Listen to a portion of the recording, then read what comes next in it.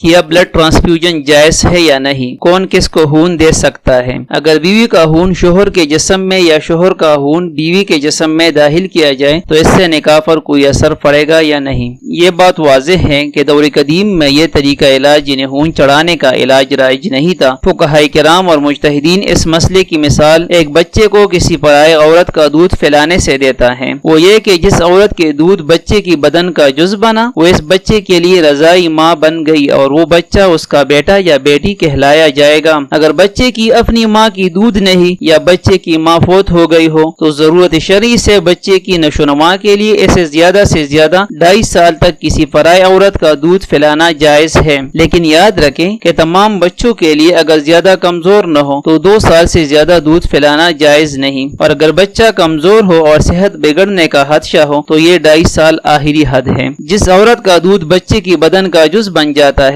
پھر اس عورت کا رشتہ بچے کے ساتھ رضائی ماں کا ہوگا۔ اسی طرح اگر میاں بیوی میں سے کوئی ایک ایسے حالت بیماری میں ہے کہ ڈاکٹر نے ہدایت کی ہو کہ ایسے خون چڑھانا لازمی ہے تو اس حالت میں میاں بیوی کا ایک دوسرے کو خون دینا جائز ہے اور اس کا نکاح پر کوئی اثر نہیں پڑے گا، لیکن یہ بات یاد رکھے کہ بغیر ضرورت علاج کے خون چڑھانا جائز نہیں، کیونکہ خون بدن کا ایک جز ہے اور انسانی اجزاء سے بغیر شرعی مجبوری فائدہ اٹھانا جائز نہیں۔ مفتی اعظم پاکستان مفتی محمد شفیع رحمہ اللہ نے اپنے کتاب آلات جدیدہ میں صفحہ 164 پر بھی یہ مسئلہ لکھا ہے۔ واللہ سبحانہ وتعالی عالم۔ آپ سے درخواست ہے کہ خلوص دل سے صرف اللہ کی رضا کے لیے اسلامی مسائل چینل کو سبسکرائب کریں اور نوٹیفیکیشن کا بٹن دبائیں تاکہ جیسے ہی نیا مسئلہ اپلوڈ ہو جائے آپ اسے سیکھ کر بلا تاخیر دوسرے مسلمانوں تک پہنچائیں۔ جزاک اللہ۔